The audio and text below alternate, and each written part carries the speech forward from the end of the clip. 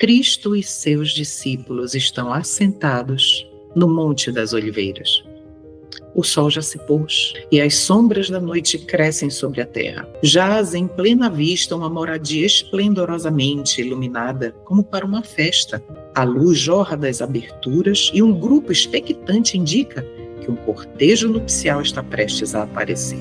Em muitas regiões do Oriente, as festividades nupciais são realizadas à noite. O noivo parte ao encontro da noiva e a traz para casa.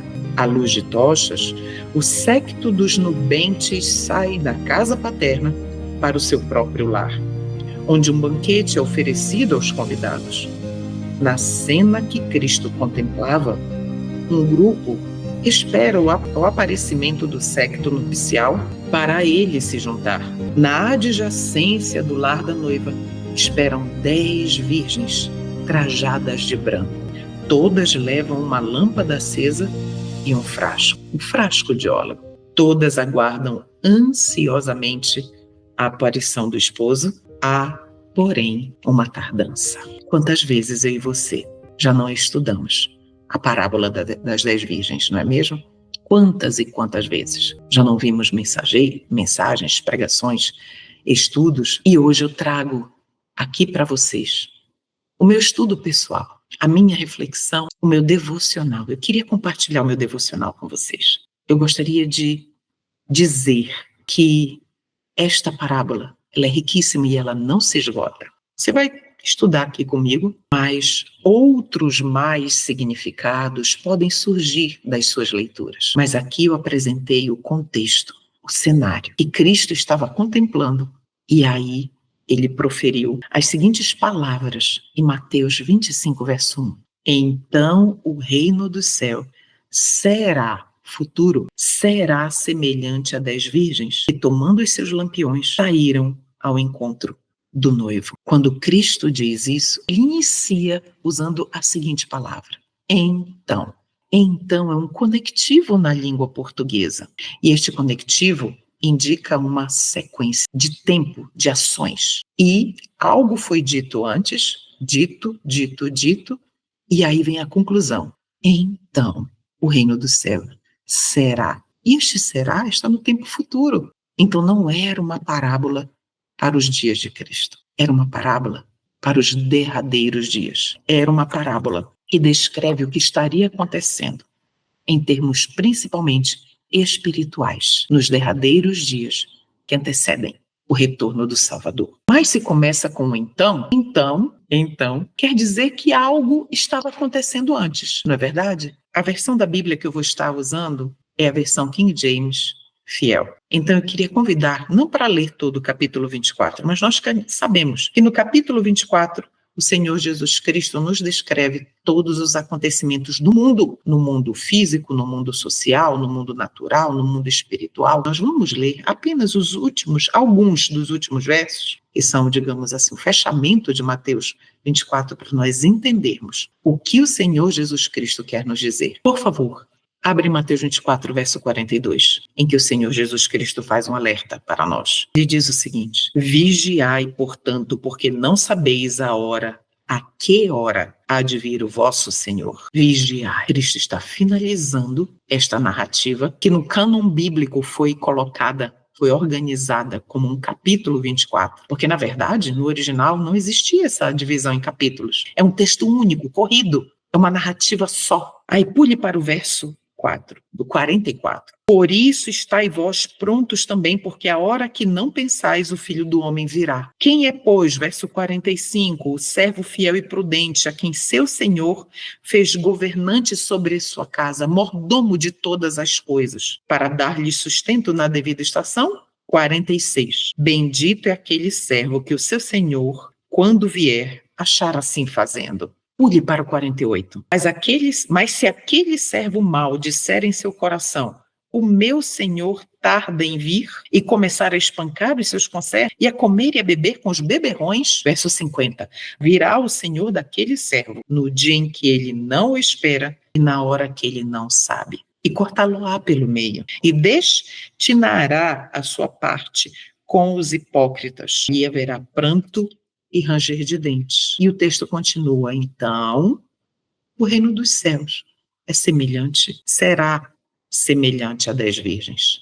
E aí vem o verso 1 que nós já lemos. Então, meus irmãos, essa parábola é para a igreja de Deus, o povo de Deus, que vive justamente antes da sua segunda vinda. Ou seja, esta parábola é para mim e para você. Vamos ler agora, já lemos o verso 1, vamos ler agora Mateus 25, dos versos 2 ao verso 5. Acompanhe na sua Bíblia. Verso 2. E 5 delas eram prudentes, e 5 eram insensatas. As que eram insensatas, tomando os seus lampiões, não levavam azeite consigo, informação importante. Verso 4.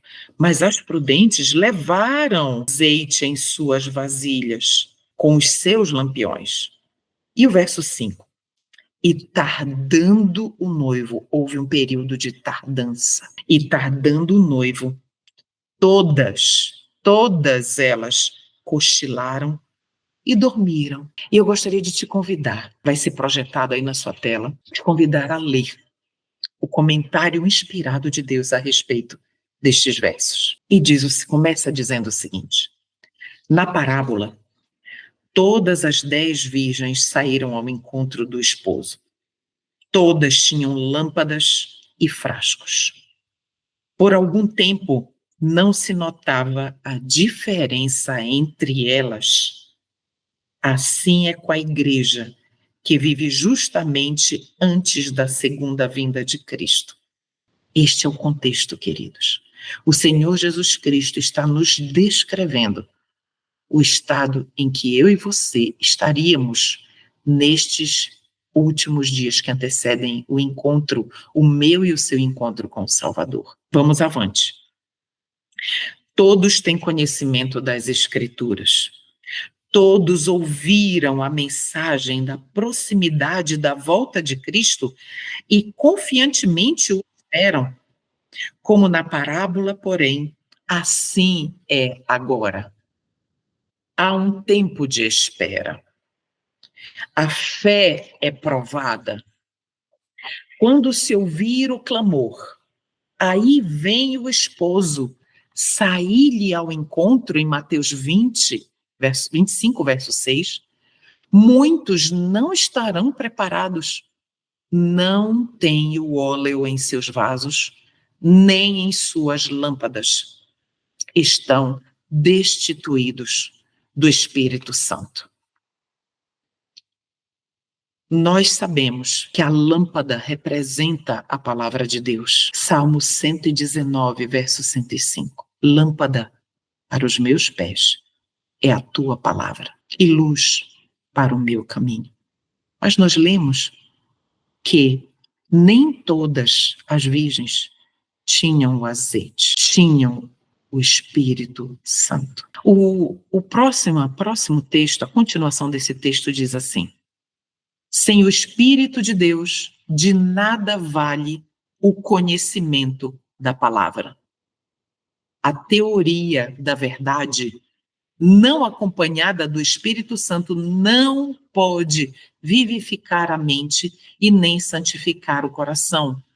Pode estar se familiarizado com os mandamentos e promessas da Bíblia. Olha só. Ou seja, a pessoa pode saber de cor incontáveis versos, pode ter feito o ano bíblico incontáveis vezes, pode saber versos da Bíblia, textos do Espírito de profecia de cor e falar esses versos e deixar as pessoas assim encantadas. Uau! Como sabe tanto da palavra? Mas o Senhor está dizendo aqui que se o Espírito acompanha aí, pode estar se familiarizado com os mandamentos e promessas da Bíblia, mas se o Espírito de Deus não conduzir a verdade no íntimo, não introduzir a verdade no íntimo, o caráter não será transformado. Sem a iluminação do Espírito, os homens não estarão aptos para distinguir a verdade do erro e serão presa das tentações sutis de Satanás. Eu gostaria de perguntar a você se você já viu um lampião. Um lampião, ele precisa de um combustível. Atualmente, nos lampiões modernos, nós podemos colocar uma substância, como é que chama? Acabei esquecendo. Mas o meu esposo usa, nós temos um lampião em casa. E coloca aquele líquido inflamável lá dentro. Sem este líquido inflamável, o lampião é totalmente inútil. Inútil! Vamos lembrar agora qual era o combustível dos lampiões daquela época, que é chamado em algumas versões da Bíblia de lâmpada. Eu vou chamar de lampiões. Então, cada uma daquelas 10 virgens tinham os seus lampiões. Elas tinham o conhecimento da palavra, dos mandamentos de Deus. Por que é citado os mandamentos? Porque essas 10 virgens professam a fé pura. E a fé pura conhece e vive os 10 mandamentos de Deus. Então, elas tinham as 10 os lampiões, mas 5 delas não tinham o combustível para fazer com que a palavra, com que o lampião realmente iluminasse, fosse vívido, esclarecesse e fosse eficaz em distinguir, fazer com que cada uma delas distinguisse a verdade do erro. Então, 5 delas estavam como presas sutis de Satanás. 5 não. Levaram frascos cheios, extra, do Espírito Santo. O combustível da palavra de Deus. E que torna a palavra eficaz na minha e na sua vida é o azeite, o óleo, o Espírito Santo. Vamos continuar a leitura? Acompanhe aí na tela. A classe representada pelas virgens loucas não é hipócrita. Elas têm consideração pela verdade, advogaram-na, são atraídos aos que creem na verdade, mas não se entregaram, e essa informação é importantíssima, não se entregaram à operação do Espírito Santo.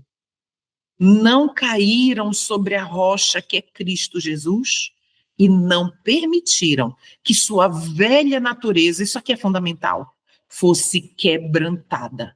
Já pensou o que é isso? A ter apenas uma profissão de piedade? Apenas uma profissão. Mas a sua velha natureza não estava sendo rendida a Cristo momento a momento. Era apenas um sepulcro caiado. Continue. Essa classe é representada também pelos ouvintes comparados ao pedregal. Recebem a palavra prontamente, porém deixam de assimilar os seus princípios. Eis a chave, eis a informação-chave que nos ajuda a identificar uma das principais diferenças entre as virgens prudentes e as loucas. Deixam de assimilar, de viver os princípios da palavra de Deus e se conformaram em uma vida cristã superficial, apenas de frequência aos cultos, de participação nos departamentos da igreja, de dar mecanicamente estudos bíblicos. Essas são virgens, só que são virgens nesse, em outras versões, loucas. O texto continua, acompanhe. Sua influência não permanece neles. O Espírito trabalha no coração do homem de acordo com seu desejo e consentimento, nele implantando natureza nova. Mas a classe representada pelas virgens loucas contentou-se com uma obra superficial. Não conhecem a Deus, meus irmãos. É Deus falando aqui conosco. As virgens loucas, muito embora sejam sinceras, elas não conhecem a Deus. E é um alerta grandioso para mim, para você. Será que eu e você, nós conhecemos a Deus? Será que nós verdadeiramente sabemos quem é Cristo para nós? Continue a leitura. Não estudaram o caráter de Deus, não tiveram comunhão com Ele, por isso não têm fé, não sabem como confiar, como ver e não sabem como viver. Seu serviço para Deus degenera em formalidade. Olha só como Ezequiel 33, 31 nos descreve as virgens loucas. Eles vêm a ti, como o povo costuma vir, e se assentam diante de ti como o meu povo. Lembra o que Jesus disse? Por um tempo não se vê distinção entre elas, ou seja, se assentam como o povo de Deus. E ouvem as tuas palavras, mas não as põem por obra, pois lisonjeiam com a sua boca, mas o seu coração segue a sua avareza. Ezequiel 33, 31. E aqui nós encerramos esta parte da citação do livro Parábolas de Jesus, página 408 até a 411. Meus irmãos, você entende por que o Senhor Deus disse que esta era uma parábola para nós, para o povo que estaria vivendo imediatamente antes do aparecimento de Cristo Jesus? Vamos ler o verso 6? Mateus 25, verso 6 diz assim: E à meia-noite houve um grito: Eis que o novo noivo vem, saí-lhe ao encontro. O que significa o grito? Então, meus irmãos, as 10 virgens, parábola de Jesus, na página 412, diz o seguinte: as 10 virgens estão esperando na noite da história deste mundo. Nós estamos esperando a vinda de Cristo na noite da história desse mundo. Mas a meia-noite da história deste mundo, o que é a meia-noite? A meia-noite é o momento mais negro da história. É o momento em que as trevas espirituais, as trevas sociais, as trevas políticas, as trevas religiosas, elas estão mais negras, mais fortes, mais pesadas. Então, à meia-noite, neste contexto, ouve-se o grito: Eis que o noivo vem, saí-lhe ao encontro. O que significa o grito? Em alguns estudos que eu já fiz, alguns pregadores que eu já ouvi fazendo essa análise, foi dito que o grito representa o decreto dominical. Será que é? Sim, é possível. Eu não vou trazer nada fechado aqui, dizer o grito é isso. Mas nós estamos aqui no estudo, nós vamos meditar, estudar, analisar. Por que pode ser o decreto dominical? Porque o decreto é um evento específico em que vai levar muitas pessoas a uma tomada de decisão. Tudo bem? Só que para que eu e você tomemos uma decisão, é necessário uma vivência anterior. Perceba bem que quando vier o decreto dominical, logo após este decreto, virá uma pregação poderosa para chamar a uma tomada de decisão aqueles derradeiros, os da hora décima, que ainda não tinham tomado uma decisão por Cristo ou contra ele, rejeitando-o. Mas pode ser o decreto, sim, mas eu quero fazer uma outra análise aqui com você, que é o que tem ardido no meu coração. O verso 6 de Mateus 25 diz assim, que à meia-noite ouve-se o grito. Na hora mais negra da história da Terra, ouve-se um grito. E eu entendo claramente, meus irmãos, que este grito ele foi dado, primeiramente, em 1888. A serva do Senhor disse que quando nós entendêssemos, começássemos a entender a mensagem da justiça de Cristo, imputada a mim e a você pela fé, unicamente pela fé. Quando nós começássemos a entender, nós leríamos a palavra de Deus de uma forma nova, encantadora, inspiradora e totalmente diferente. E eu estava fazendo a minha leitura do capítulo 25, não, de Mateus. Eu vou lendo no meu ritmo, sem pressa. E quando eu cheguei na leitura de Mateus 25, do capítulo 25, eu disse, Senhor, eu entendo agora desta forma. E eu disse, eu preciso compartilhar este meu pensamento, que eu não estou colocando como regra, mas como possibilidade, uma possibilidade para mim muito forte. Em 1888, o grito foi dado pela primeira vez. E este grito, ele disse o seguinte: eis que Cristo, o divino Redentor, ele pode, vivendo em você pela fé, ele tem poder para vencer pecados em você, na sua vida. E essa mensagem foi trazida por 3 mensageiros. E nós estamos aqui falando da hora mais negra. E eu queria analisar brevemente com você o contexto de meia-noite que também estava ocorrendo naquela época.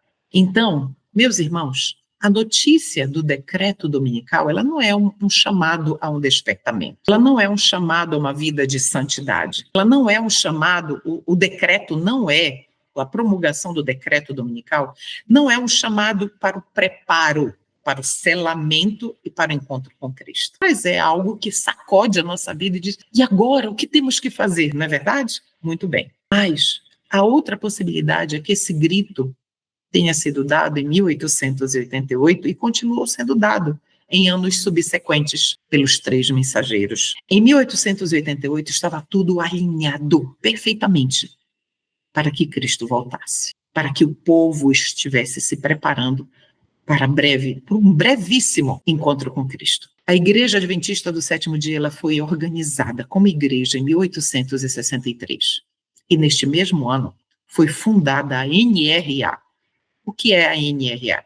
National Reform Association, Associação Nacional da Reforma. E essa NRA ela foi criada para quê? Com que objetivo? Na época, 11 denominações americanas religiosas, essas denominações protestantes, elas se uniram porque elas temiam que o grau de secularização que estava acontecendo, o mundanismo, estava acontecendo nos Estados Unidos naquela época, na década de 1860, década da sua fundação, e essa condição social estivesse descristianizando o país.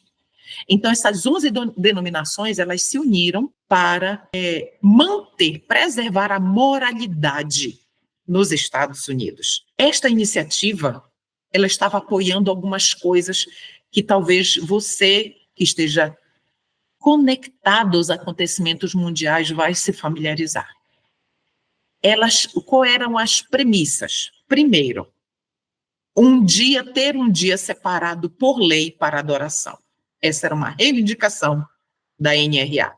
E a gente sabe, em dezembro de 1888, houve a tentativa da promulgação do decreto por lei, que era a Lei Blair, pelo senador Blair, em que esse dia seria decretado, o domingo como dia oficial por lei, como um dia de adoração. Mas a NRA também reivindicava outras coisas, como tendo este dia sendo o dia da família, o domingo, um dia de descanso, entende? Isso lembra você alguma coisa? Então, hoje, eu e você, nós vivemos o mesmo contexto daquela época. Nós vivemos na escuridão deste mundo, na meia-noite deste mundo. Eu não sei quantos de vocês acompanham, mas nós vemos sodomia praticamente à luz do dia. E está se intensificando cada vez mais. E a Bíblia chama esse período que nós estamos vivendo hoje de meia-noite. Meia-noite. Com a mesma situação de secularização, de moral, mundanidade, exatamente como nos dias antes do dilúvio. E tudo que foi predito está acontecendo. O grito, meus irmãos, também pode ser. Eu estou levantando esta possibilidade. Os encantos incomparáveis de Cristo, como disse a serva do Senhor, vindo na mensagem da justiça pela fé. Vamos ler onde Ellen White diz isso para mim e para você? Acompanhe aí na tela. Materiais de 88, página 348 e 349 diz assim: tem-me sido feita a pergunta: o que você acha da luz que esses homens estão apresentando?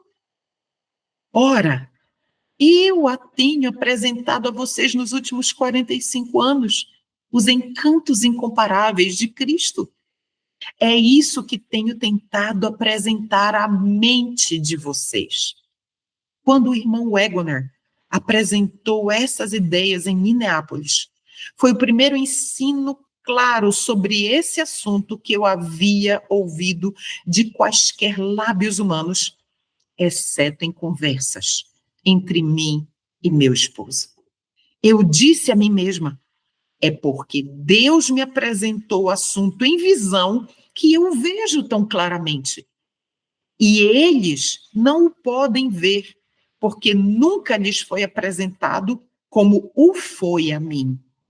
E quando outro o apresentou, cada fibra do meu coração disse amém.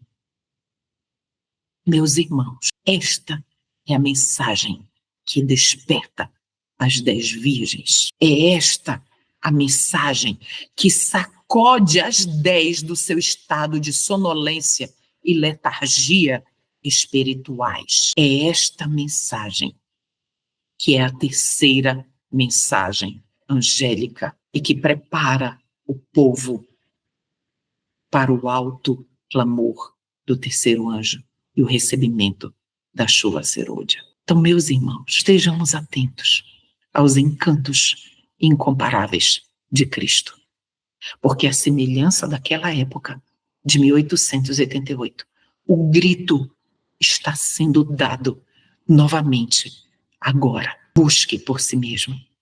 Estude os encantos incomparáveis de Cristo. Vamos agora ver a análise do grito deste momento no livro Parábolas de Jesus. Acompanhe aí na tela. Nós percebemos que as prudentes despertam do sono. Todos os que esperam pelo noivo celestial são representados na parábola como adormecidos, porque seu Senhor atrasou a vinda. Contudo, os prudentes despertam com a mensagem de sua aproximação e respondem à mensagem. Seu discernimento espiritual não havia sido totalmente extinto e eles se uniram rapidamente ao cortejo. Ao apoderarem-se da graça de Cristo, sua experiência religiosa tornou-se vigorosa e abundante. Olha, analisa esse trecho comigo. Ao apoderarem-se da graça de Cristo, aqui está a mensagem do grito: desperta, ó tu que dormes, veja que é somente por Cristo que você pode viver plenamente à luz de toda a verdade. Então, vamos retomar. Ao apoderarem-se da graça de Cristo, Cristo em nós, sua experiência religiosa tornou-se vigorosa e abundante, e suas afeições foram estabelecidas nas coisas do alto. Vamos parar por aqui, um instante. Meus irmãos, as afeições são tiradas deste plano de mundanismo, daquelas coisas, daqueles pecados que ainda nos fazem cair, e as afeições foram estabelecidas nas coisas do céu, desejando as coisas do céu, desejando a eternidade, desejando ser como Cristo é. Entende os encantos incomparáveis de Jesus, do meu e do seu Salvador. Entende o grito? O grito está sendo dado para mim, para você. Desperta, desperta, não durma mais. Busque a Cristo como a tesouros escondidos. Busque. O texto continua. Acompanhe aí na tela. Eles discerniram onde estava a fonte que lhes supria e apreciaram o amor que Deus tinha por eles. Eles abriram seus corações para receber o Espírito Santo, por meio de quem o amor de Deus poderia ser derramado. Pausemos aqui. Meus irmãos, entende como a possibilidade do decreto ser o grito diminui muito aqui? Porque o grito é algo que te chama a atenção para uma mudança de atitude, mediante também tudo aquilo que você viveu anteriormente, em termos de comunhão, em termos de discernimento da fonte que é Cristo. E esse grito nos motiva a buscar mais intensamente aquele cujos encantos são capazes de transformar plenamente a nossa existência. Vamos continuar. Suas luzes estavam em ordem e queimando, e emitiam constantes raios de luz na escuridão moral do mundo. Eles glorificavam a Deus, porque tinham o azeite da graça em seus corações e fizeram a mesma obra que seu mestre fez antes deles. E que obra é essa?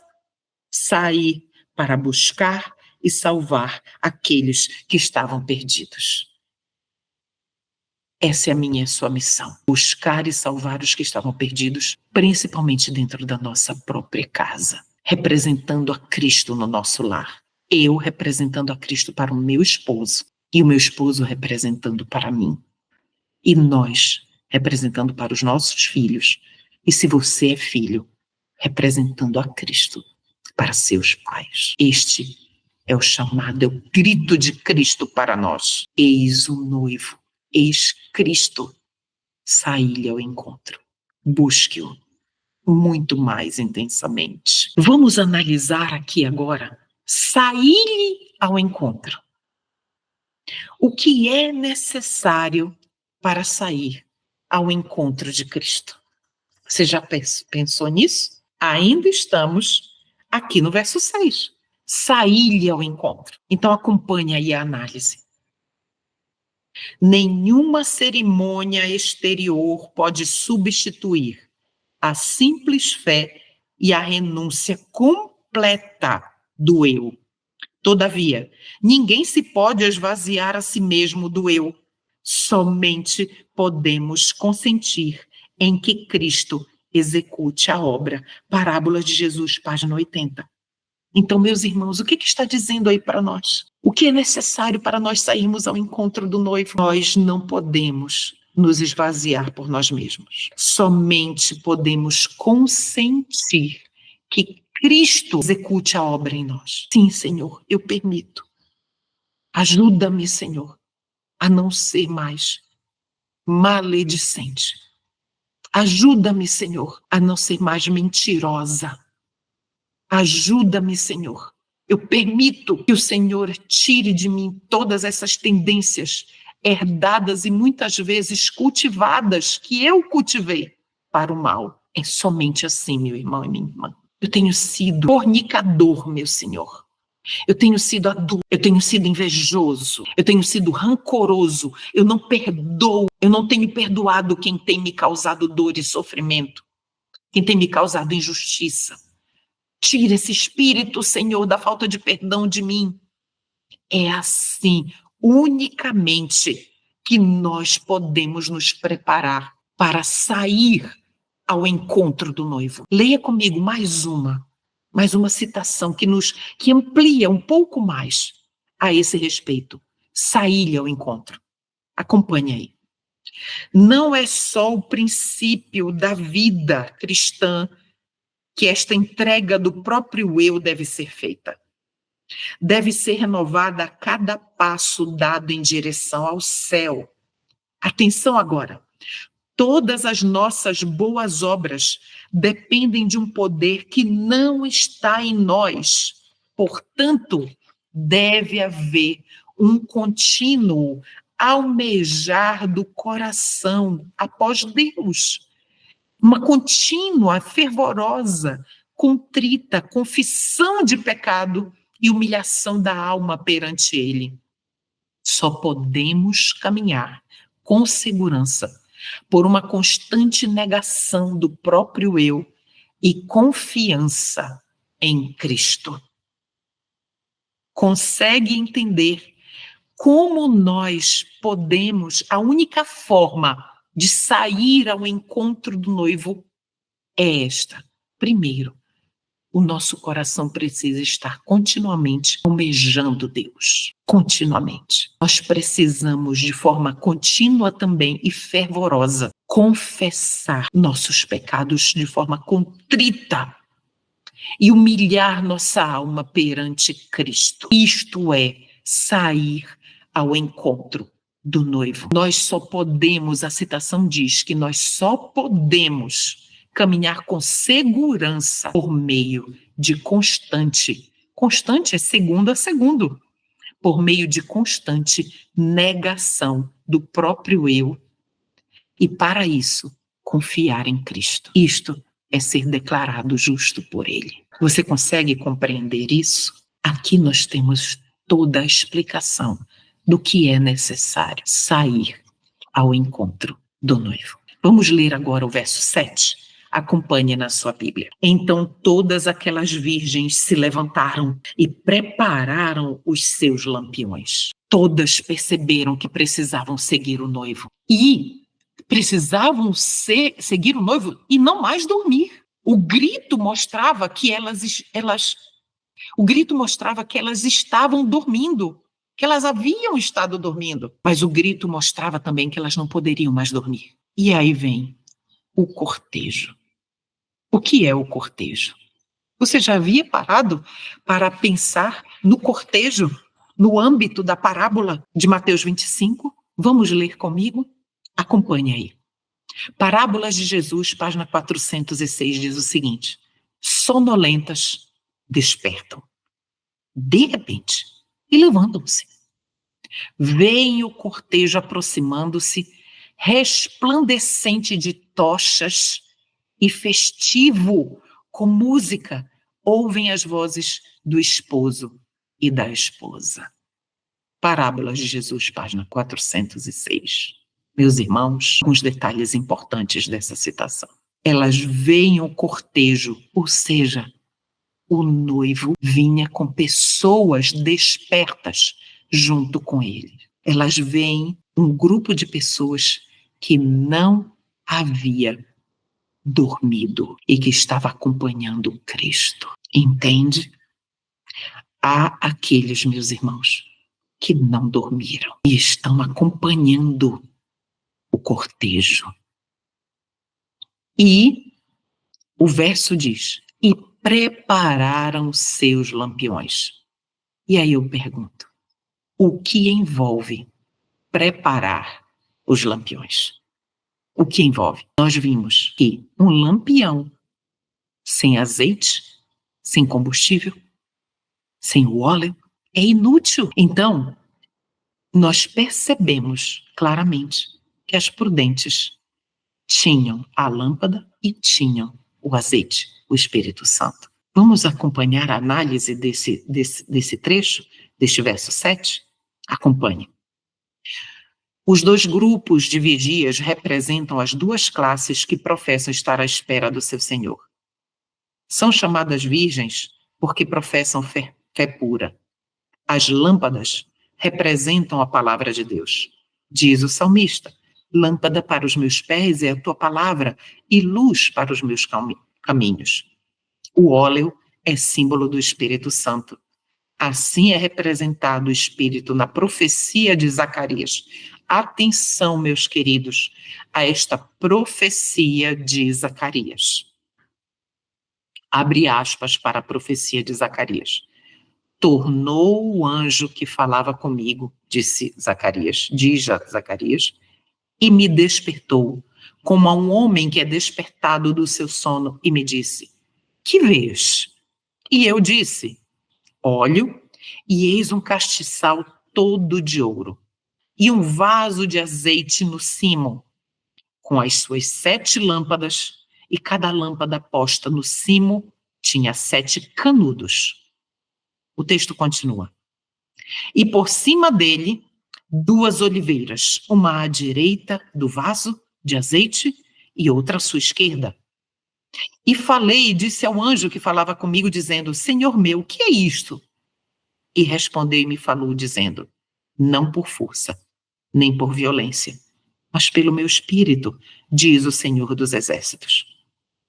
E falando-lhe outra vez, disse: que são aqueles 2 raminhos de oliveira que estão junto aos 2 tubos de ouro e que vertem de si ouro?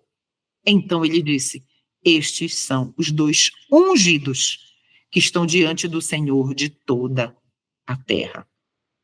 Eu vou parar por aqui para a gente prosseguir depois. Meus irmãos, estes 2 ungidos, a serva do Senhor nos esclarece que são o Antigo e o Novo Testamento.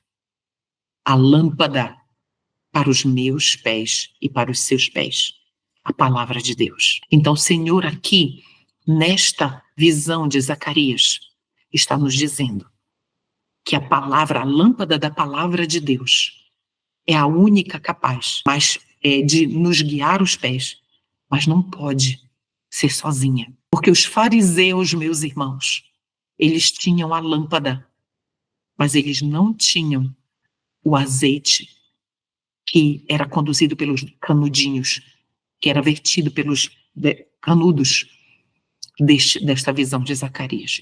Eles não tinham. E é muito fácil ser fariseu hoje em dia também. Como disse no início, recitar incontáveis versos bíblicos, mas totalmente destituído do Espírito, que é o azeite. Vamos avançar?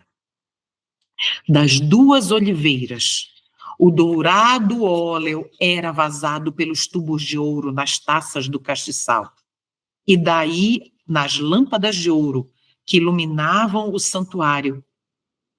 Assim, dos santos, atenção agora, assim, dos santos que estão na presença de Deus, seu espírito é comunicado aos que são consagrados para o seu serviço. Vamos pausar bem aqui. Meus irmãos, nós não precisamos ter canal no YouTube, subir em púlpitos de igreja ou pregar em praça pública para ser consagrado ao seu serviço. Mãe, você é Deus, representa Deus para o seu filho no lar. Consagre-se ao seu serviço. Pai, sacerdote do lar, consagre-se ao seu serviço para conduzir a sua família a Cristo todos os dias. Entende? Esse é o nosso principal sacerdócio no lar. Vamos continuar o texto. A missão dos 2 ungidos é comunicar ao povo de Deus aquela graça celestial que somente pode fazer de sua palavra uma lâmpada para os pés e uma luz para o caminho. Não por força e nem por violência, mas pelo meu espírito, diz o Senhor dos Exércitos. Zacarias 4:6. Ou seja, meus irmãos, no nosso lar, e eu vou sempre bater nesta tecla, no nosso lar nós não podemos forçar nenhum membro da nossa família a tomar uma decisão por Cristo. Nenhum, mas pelo nosso testemunho de amor por Jesus, pela nossa paciente perseverança em não desistir de nenhum membro da nossa família. Nós podemos ganhar os corações deles para Jesus. Entende? Então, a respeito dessa visão de Zacarias e da parábola das 10 virgens, nós vamos ler agora. Lembre que é um estudo. Não termina rapidamente não, porque nós vamos analisando pedacinho por pedacinho. Então vamos agora unir esta visão de Zacarias, do capítulo 4 de Zacarias, e vamos unir a parábola, essa visão, a parábola das 10 virgens, e vamos ver o que o Senhor Deus nos fala a esse respeito no manuscrito 140 de 1901. Acompanhe aí na tela. Todos nós precisamos estudar como nunca antes, a parábola das 10 virgens. 5 delas eram sábias e 5 eram tolas. As sábias levaram azeite em seus vasos com suas lâmpadas. Agora atenção, este é o azeite sagrado representado em Zacarias. Este texto que nós acabamos de ler de Zacarias. Essa representação é da maior consequência para aqueles que afirmam conhecer a verdade. Mas se não praticamos a verdade, não recebemos o azeite sagrado, que os 2 canos dourados escorrem de si. O azeite é recebido em vasos preparados para ele. É o Espírito Santo no coração que opera por amor e purifica a alma. Vamos pausar. O texto continua, mas vamos pausar aqui. Você consegue entender como Deus nos deixou luz para tudo? Consegue relacionar Zacarias capítulo 4? Claramente agora a parábola das 10 virgens, que se o azeite do Espírito não for transmitido, não for buscado dia a dia, nas madrugadas, principalmente na hora silenciosa, se não for buscado o azeite nas madrugadas, e a cada momento, por meio da nossa rendição do coração, rendição do nosso eu ao maligno, e que esse eu morra momento a momento. Se nós não fizermos isso, o azeite não vai ser recebido no coração. Vamos continuar. Satanás está trabalhando com todo o seu poder infernal para apagar a luz que deve queimar intensamente na alma e brilhar em boas obras. Vamos pausar aqui. A lâmpada, ela só brilha porque o conhecimento da palavra está ali, firme, unido ao Espírito Santo, de forma que nós não somos legalistas, porque apenas a palavra destituída do Espírito é legalismo puro, farisaísmo, em outras palavras. Então, nós precisamos, meus irmãos, precisamos entender esses 2 aspectos unir Zacarias e a parábola das 10 virgens. Vamos continuar. As palavras de Deus para Zacarias mostram de onde vem o santo azeite de ouro e sua luz brilhante que o Senhor acende nas câmaras da alma, ilumina o mundo por meio de boas obras. Atenção aqui, meus irmãos. Testemunho, aquela chama que brilha das lâmpadas das virgens, nada mais é, meus irmãos, do que um testemunho fiel e coerente de uma vida transformada por Cristo. Vamos continuar. Satanás trabalhará para apagar a luz que Deus tem para cada pessoa, lançando sua sombra pelo caminho para interceptar todos os raios de luz celestial. Ele, Satanás, sabe que seu tempo é curto. Continuando. O povo de Deus deve se apegar a ele, a Deus, do contrário, perderão o rumo. Se eles apreciam traços de caráter hereditários e cultivados que desvirtuam a Cristo, enquanto dizem ser seus discípulos, olha que grave, eles são representados pelo homem que vem ao banquete do Evangelho sem usar as vestes das bodas e pelas virgens tolas, que não tinham óleo em seus vasos com suas lâmpadas. Devemos nos apegar àquilo que Deus declara ser verdade, embora o mundo inteiro possa estar contra ela. Embora o mundo esteja dizendo que é por aqui, nós somos chamados por Deus a irmos na contramão. Não, não é isso que o meu Senhor diz na sua santa palavra. Então, queridos, se nós, olha o que Deus disse para nós, se nós temos apreciado e cultivado traços hereditários do nosso caráter, então, e que esses traços que desvirtuam a Cristo em nós, ao passo que também dizemos, não, eu sou discípulo de Cristo. Fazemos essas coisas e somos discípulos de Cristo. Professamos uma fé em Cristo. O Senhor diz que nós não temos, nós somos aquele homem do banquete que não estava usando as vestes nupciais e as virgens tolas. Vamos ler agora o verso 8. Acompanhe na sua Bíblia. E as insensatas disseram às prudentes, atenção, dai-nos do vosso azeite, porque os nossos lampiões estão se apagando. Dá-nos do vosso azeite. Ou seja, sabe o que elas estavam pedindo? Dá-nos a experiência com Cristo de vocês, porque senão a nossa fé não suportará a prova. Dá-nos a experiência de vocês com o noivo, porque do contrário, nós não vamos suportar. Então, meus irmãos, será que é possível uma pessoa transmitir a sua própria experiência com Cristo, com o Salvador, para outra pessoa? Acompanhe. Vamos analisar mais textos. Isto aqui é um estudo. Vamos analisar? Essa é a classe que em tempo de perigo é encontrada bradando paz e segurança. Acalentam seu coração em sossego e não sonham com o perigo. Quando despertos de sua indiferença, discernem sua destituição e rogam a outros que lhes supram a falta. Em assuntos espirituais, muita atenção.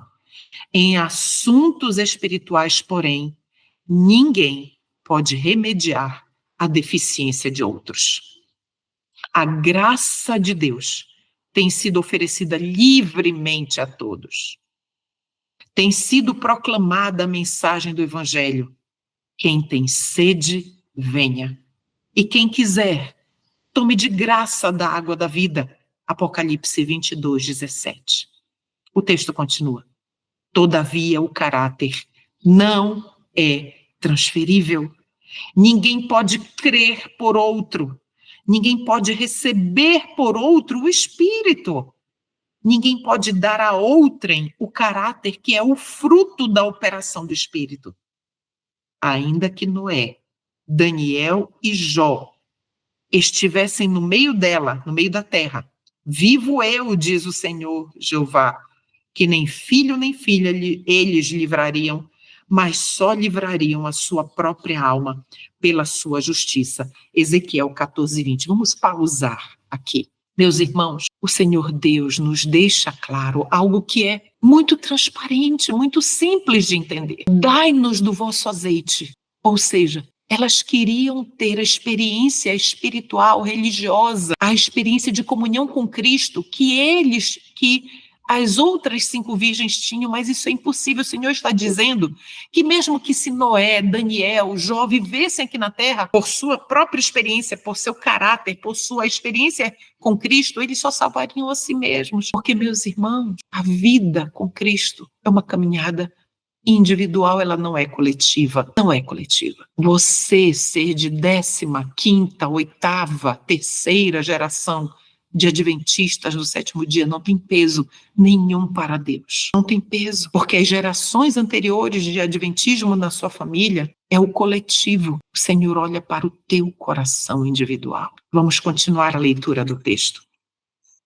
Numa crise é que o caráter é revelado. Quando a voz ardorosa proclamou à meia-noite, aí vem o esposo sair-lhe ao encontro, e as virgens adormecidas ergueram-se de sua sonolência. Foi visto quem fizera a preparação para o evento. Ambos os grupos foram tomados de surpresa, porém, um estava preparado para a emergência e o outro não. Assim agora, uma calamidade repentina e imprevista, alguma coisa que põe a pessoa face a face com a morte, mostrará se há fé real nas promessas de Deus. Mostrará se está sustida na graça. A grande prova final virá no fim do tempo da graça, quando será tarde demais para se suprirem as necessidades do Espírito.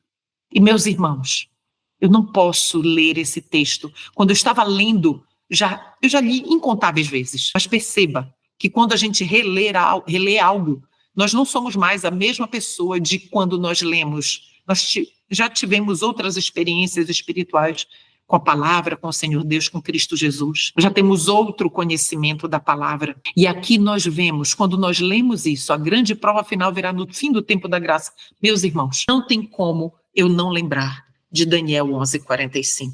Abra lá a sua Bíblia, por gentileza, e não desmarque aqui. Nós estamos mais uma vez em um estudo.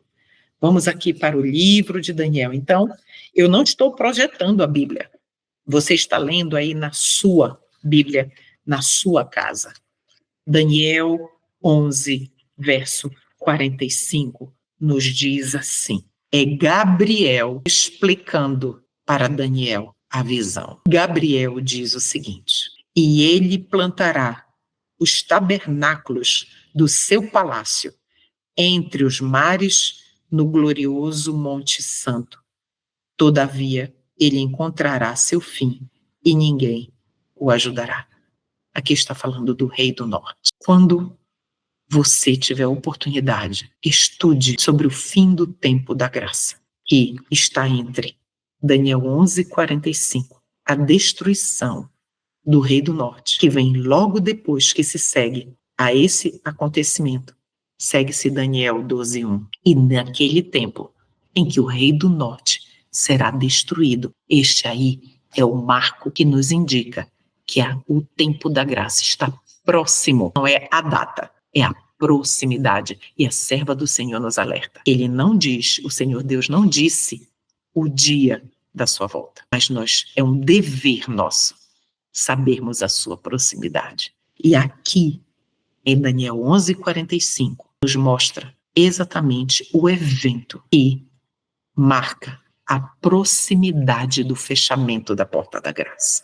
Tudo bem? Porque na sequência vem o verso 1, Gabriel dizendo: e naquele tempo, que tempo é esse? Naquele tempo em que o rei do norte for destruído, não é naquela data, é naquele tempo, naquele período em que o rei do norte for destruído, Miguel levantar-se-á, o grande príncipe que representa os filhos do teu povo. E haverá um tempo de tribulação, tal qual nunca houve. E o verso continua, e a gente sabe dos eventos dos últimos dias. Inclusive, eu recomendo que você estude comigo os eventos dos últimos dias. Já tem uma playlist no meu canal a esse respeito. Eventos dos últimos dias, em que o Senhor nos revela claramente tudo o que o remanescente fiel precisa saber para ser virgem, prudente, preparada, com azeite em suas lâmpadas. Então vamos continuar. Vamos ler agora o verso 9 de Mateus 25. Acompanhe na sua Bíblia. Mas as prudentes responderam dizendo, lembram que as loucas as virgens nécias ou imprudentes ou loucas, elas haviam dito: dai-nos do vosso azeite para que as nossas lâmpadas não se apaguem. Lembra disso? Aí elas respondem. Mas as prudentes responderam dizendo: não, para que não falte a nós e a vós, mas ide antes aos que vendem e comprai-o para vós. Meus irmãos, as virgens prudentes, acreditavam, ao dizer isso, elas sinceramente acreditavam que ainda havia tempo para as loucas. Porque lembra que o Senhor não nos diz uma data, mas Ele nos diz um período de tempo em que Cristo viria.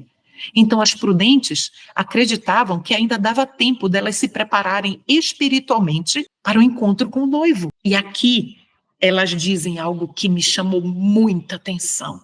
Ide antes aos que vendem e comprai-o para vós. Comprar. Quem na Bíblia disse que nós precisávamos comprar algo? Você lembra? Apocalipse 3:18. Aconselho-te comprar de mim ouro refinado no fogo, para que tu sejas rico, e vestes brancas para que te vistas, e que a vergonha da tua nudez não apareça, e que unjas teus olhos com colírio, para que possas ver. O que é o colírio? O Espírito Santo. O que é? Que são as vestes? As vestes brancas, as vestes da justiça de Cristo, vestidas em nós depois e somente depois que nós confessamos os pecados, nos arrependemos, confessamos, abandonamos. Ele nos cobre com a sua justiça. E Deus não enxerga mais a Cleuma pecadora, enxerga Cristo na Cleuma. Você diz amém? Coloque o seu nome. É o que acontece com você. E o que é o ouro refinado no fogo? O ouro da fé e do amor. E que amor é esse? O amor de Cristo, que é o amor pronto a se sacrificar, inclusive por aqueles que nos causam sofrimento e dor. O amor pronto a se sacrificar. O maior está lá no maior discurso de Cristo. Meus irmãos, quando as virgens disseram: "Ide antes aos que vendem, comprai-o para vós", elas estavam dizendo que é somente em Cristo que nós podemos conseguir isso. Cristo nos diz: "Aconselho-te que de mim compre". Só podia ser comprado de Cristo. E há várias formas de que hoje, enquanto há graça, há várias formas em que eu e você podemos comprar de Deus aquilo que nós precisamos. Eu queria compartilhar aí na tela algo. Uma das formas que nós não podemos desprezar. Acompanhe aí a leitura. Os laodiceanos autossuficientes excluíram Jesus. Mundanismo, presunção, orgulho e indiferença há tanto tempo prendem as almas nas cadeias da incredulidade, que agora, quando a voz é ouvida por meio de seus mensageiros, rebelião e teimosia de alma são adicionadas para aprofundar a culpa.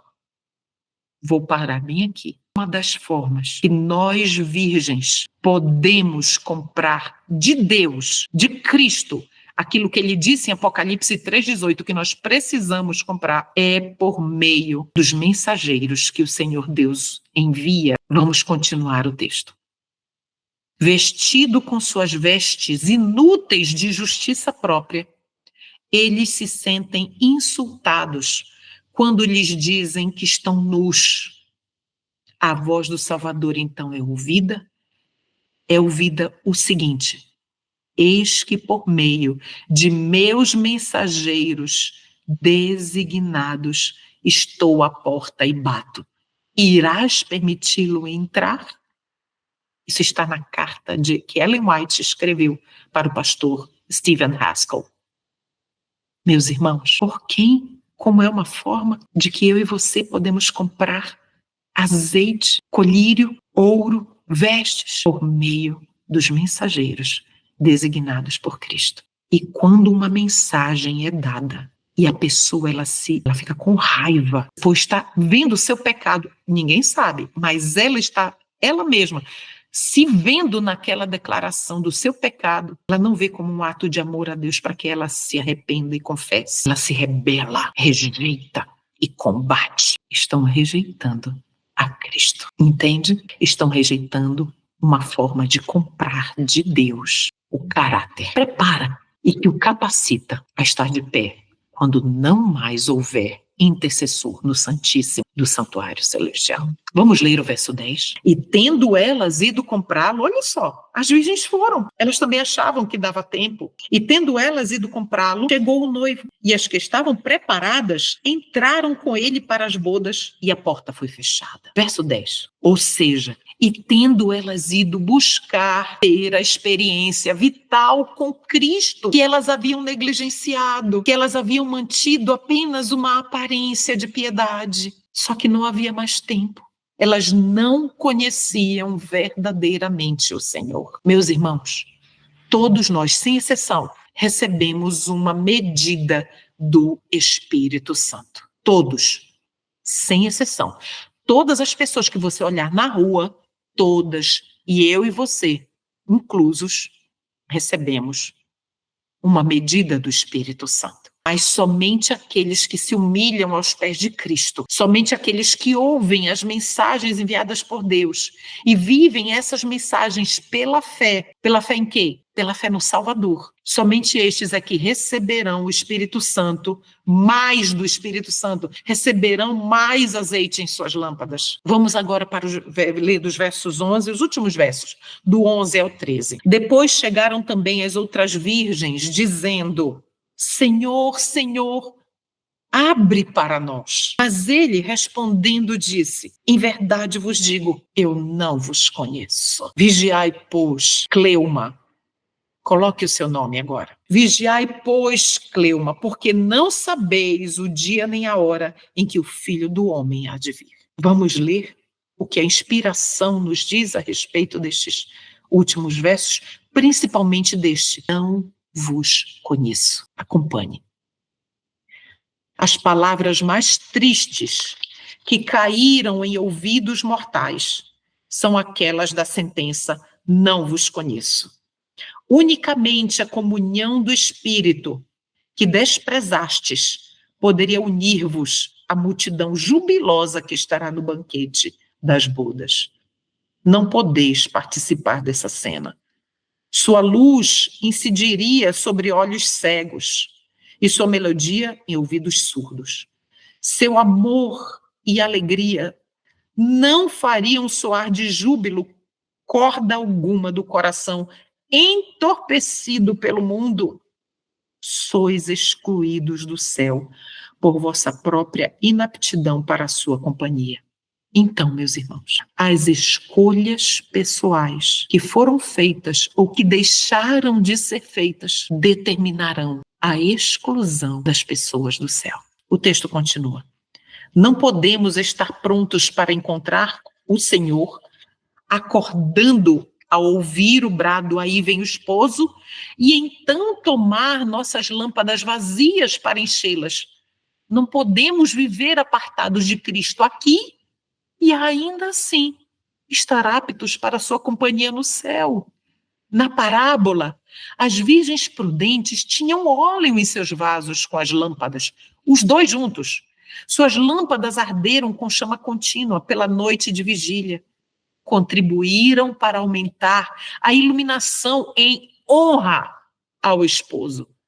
Brilhando na escuridão, auxiliaram a iluminar o caminho para o lar do esposo, para a ceia das bodas. Vamos parar bem aqui rapidinho. Meus irmãos, a vida destas virgens, com a luz da lâmpada, que era a lâmpada unida ao espírito, ao óleo, produzia a luz, iluminava outros. Outros viram essas pessoas como sendo Cristo, representantes verdadeiros de Cristo, iluminaram o caminho para que outros fossem atraídos a Cristo por meio delas. Consegue perceber? O texto continua. Assim devem os seguidores de Cristo irradiar luz das trevas, luz nas trevas do mundo, pela atuação do Espírito. A palavra de Deus é uma luz. Olhe, pela atuação do Espírito. A palavra de Deus é uma luz quando se torna um poder transformador na vida de quem a recebe. Implantando-lhes no coração os princípios de sua palavra, o Espírito Santo desenvolve nos homens os predicados de Deus. Olha só, atenção para esse trecho. Implantando-lhes no coração os princípios da sua palavra, é somente assim que o Espírito Santo desenvolve nos homens as características de Deus. A luz da glória de Deus, que é o seu caráter, deve refletir-se em seus seguidores. Assim devem glorificar a Deus e iluminar o caminho para a mansão do esposo, para a cidade de Deus e para o banquete de bodas do Cordeiro. Entendem, meus irmãos? Existe um processo de rendição do eu contínua para que essa luz possa realmente se efetivar na minha e na sua vida. É por isso que a mensagem da justiça de Cristo pela fé, a mensagem de que sim, é possível vencer pecados. A vitória sobre o pecado nada mais é do que a mensagem da justiça de Cristo. Não é uma mensagem legalista. É possível sim viver sem pecado, contanto que Cristo esteja vivendo em nós, em mim e em você, segundo a segunda. E como é que eu faço isso de forma prática? Na minha série de estudos em Romanos, que está lá no canal, eu falo muito sobre isso. Seria interessantíssimo que você acompanhasse e assistisse e estudasse. São estudos, não são pregações. Então lá eu explico claramente, eu vou resumir aqui. É preciso que nós nos humilhemos. É preciso que nós não nos consideremos nada, mas que Cristo é tudo em nós. É preciso que eu e você confessemos nominalmente cada um dos nossos pecados, e não de forma generalizada. Isso é glorificar a Deus e iluminar o caminho para a mansão do esposo. É isso que significa Cristo em mim. Vamos continuar o texto, estamos caminhando para o final. A vinda do esposo foi à meia-noite. A hora mais tenebrosa Assim, a vinda de Cristo será no período mais tenebroso da história deste mundo. E nós já estamos vivendo esse tempo. Os dias de Noé e de Ló ilustram a condição do mundo exatamente antes da vinda do Filho do Homem. Apontando para este tempo, declaram as Escrituras que Satanás trabalhará com todo o poder e sinais e prodígios de mentira. Sua obra é revelada claramente pelas trevas que se adensam rapidamente, pela multidão de erros, heresias e enganos destes últimos dias. Queridos, quantos ventos de doutrina não estamos vendo aqui nesses últimos tempos? Quantos erros não têm sido pregados, defendidos? Quantas heresias que estão em total desarmonia com a palavra de Deus, com os testemunhos estão sendo pregados, de púlpito inclusive. Por isso, precisamos buscar como os bereanos individualmente. É isso que eu e você precisamos fazer. O texto continua. Satanás não só leva cativo o mundo, porém suas ilusões infectam até as professas igrejas de nosso Senhor Jesus Cristo.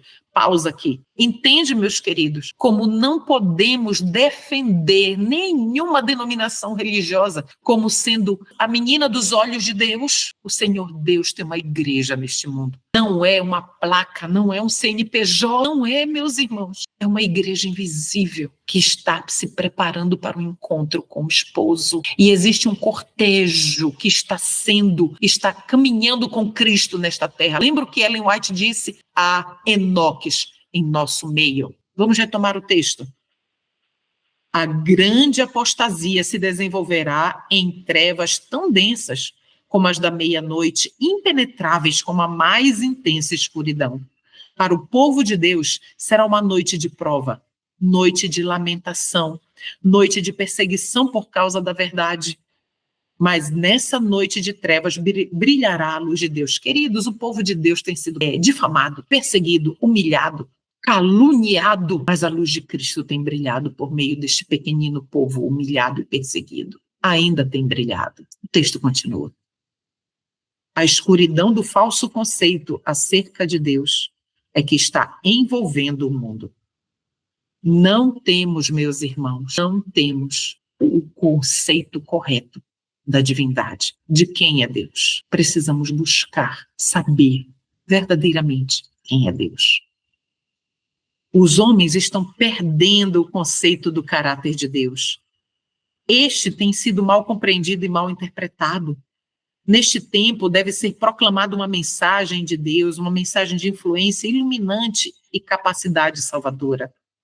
O caráter de Deus deve tornar-se notório por meio dos seus seguidores, meus irmãos. Deve ser difundida nas trevas do mundo a luz de sua glória, a luz de sua benignidade, misericórdia e verdade. E eu pergunto, como é que a luz de Deus vai ser difundida para as outras pessoas, se não por meio dos pequenos cristos? A palavra cristão significa pequenos cristos. Então, como a luz da glória de Deus, a luz da sua benignidade, da sua misericórdia, da sua verdade, vai ser transmitida, se não por meio dos seus representantes, dos pequenos cristos? Como? Entende qual é o meu e o seu chamado?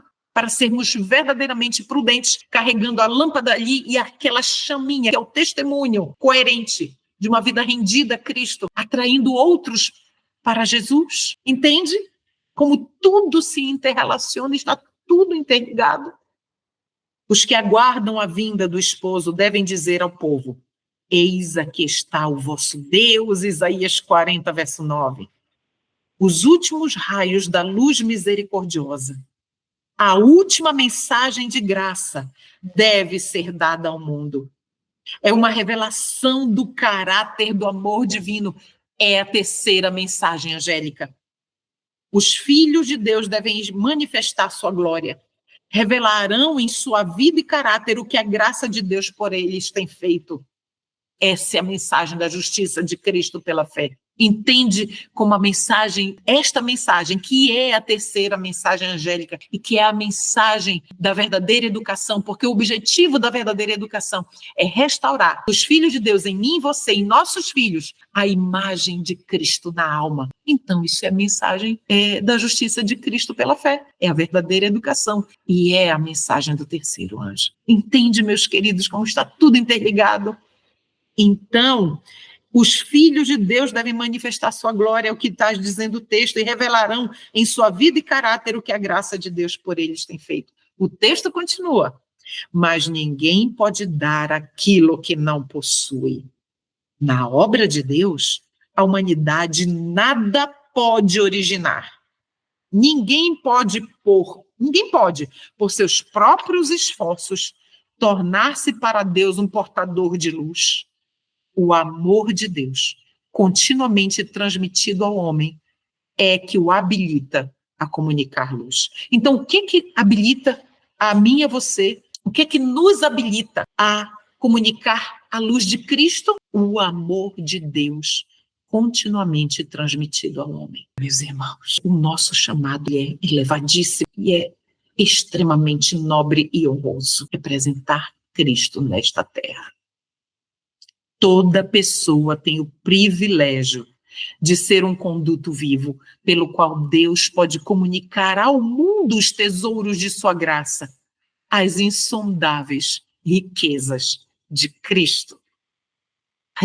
Você já imaginou esse privilégio, o privilégio desse chamado que Deus faz para mim e para você? Comunicar aos outros, a todas as pessoas, as insondáveis riquezas de Cristo. Meus irmãos, eu estou muito longe disso, eu estou muito longe, mas eu não desisto, porque eu não sou nada, nem ninguém sem o meu Salvador.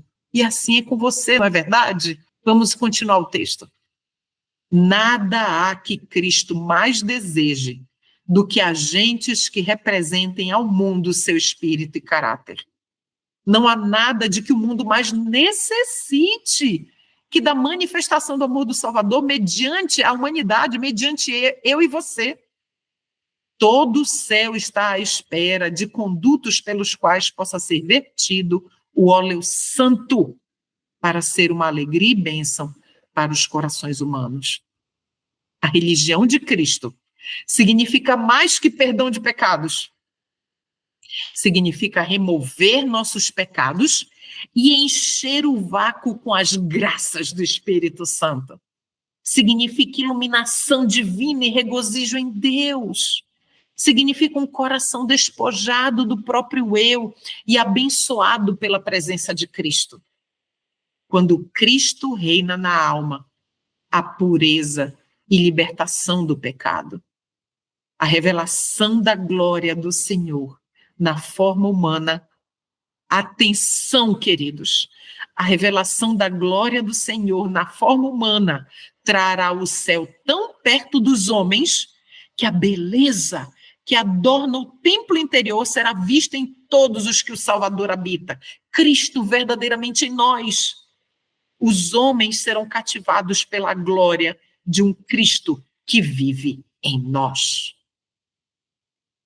Meus irmãos, olha o poder dessa mensagem para mim e para você. Que mensagem poderosa, Senhor Jesus. Os homens serão cativados pela glória, que é o caráter de um Cristo que vive em nós. É esse o seu desejo? É esse o seu desejo? Eu tenho um apelo para fazer para cada um de vocês. Acompanhe comigo aí na tela o que o Senhor Deus disse para cada um de nós em Lucas, capítulo 12, versos 35 a 38. Muita atenção. Vamos falar sobre a vigília da noite. Tá bom? Estejam cingidos os vossos lombos e acesas as vossas candeias. Está ou não está falando do simbolismo da parábola? E sede vós semelhantes aos homens que esperam seu Senhor, quando houver de voltar das bodas, para que, quando vier e bater, logo lhe abram. Bem-aventurados aqueles servos aos quais, quando o Senhor vier, achar vigiando. Em verdade vos digo que se cingirá e os fará sentar-se à mesa, e chegando-se, os servirá. E se vier na segunda vigília, e se vier na terceira vigília, e os achar assim, ou seja, preparados, vigilantes, bem-aventurados são os tais servos. Meu irmão e minha irmã, a Bíblia divide o período da noite em 4 vigílias. 4. Em qual vigília nós estamos? Os testemunhos, o Espírito Santo, pela pena de Ellen White, nos diz em qual vigília nós estamos. Leia comigo. Estamos na terceira vigília, esperando e vigiando o retorno do Mestre. Agora resta um pequeno período de vigília. Testemunhos para a Igreja, volume 2, página 192. Meus irmãos, das 4 vigílias da noite, da escuridão, lembra que as virgens estão esperando nas trevas desse mundo, na noite, na escuridão deste mundo? Nós estamos na terceira vigília. E o próprio texto nos diz que resta um pequeno tempo, período de vigília para que se cumpra e Cristo volte. Então, nós não podemos dormir. Estejam despertos, meus irmãos, porque falta muito. Que a graça e a paz de Jesus seja com cada um de vocês.